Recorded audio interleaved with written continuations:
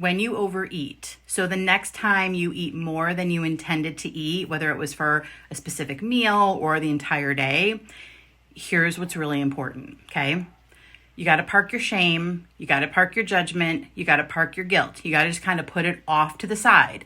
It's going to want to come, and it's going to want to come with a vengeance, okay? Because it's what you're used to doing, probably, right? You're used to beating yourself up for such behavior, okay? This is what we're kind of taught to do.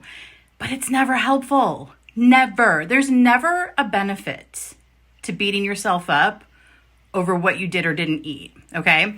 And all it does is it adds fuel to that fire. So it'll just keep the cycle going. It'll keep you stuck in that overeating cycle for longer.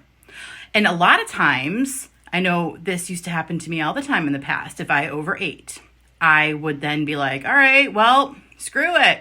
I already messed up, so I might as well just get in everything else that I'm desiring, right? Every other urge, like fill every other urge or craving or whatever. And that just also keeps you stuck in the cycle. It's not helpful. There's no benefit. So instead, here's the key. Park your shame, judgment, and guilt. So what? Just tell yourself, so what? All right? It's not a big deal. In the grand scheme of things, it's really not a big deal. Show yourself some love. Show yourself some compassion. That may just look like saying, so what? Now, very important, saying so what is not permission to go eat all the things, all right? Saying so what just means I'm human. I'm figuring this out. I'm learning to change my patterns. I had this happen. So what? What do I want to do different next time? And here's another thing. When you do have the overeat or the binge eat or the emotional eat, okay? Because I do consider those 3 different types of eating behaviors. They all kind of have their own little nuances, all right? When that happens, what you can do, grab a notebook, a journal, your phone, whatever.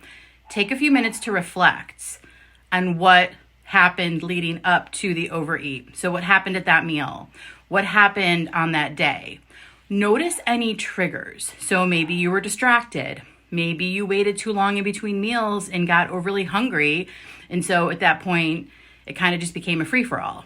Maybe you were faced with one of your favorite foods and it was just so good you couldn't stop, okay?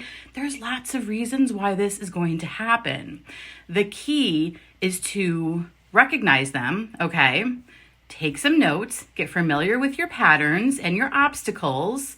This way, you're gonna have more information the next time you're faced with a similar situation, because chances are you're gonna have a similar thing happen, okay?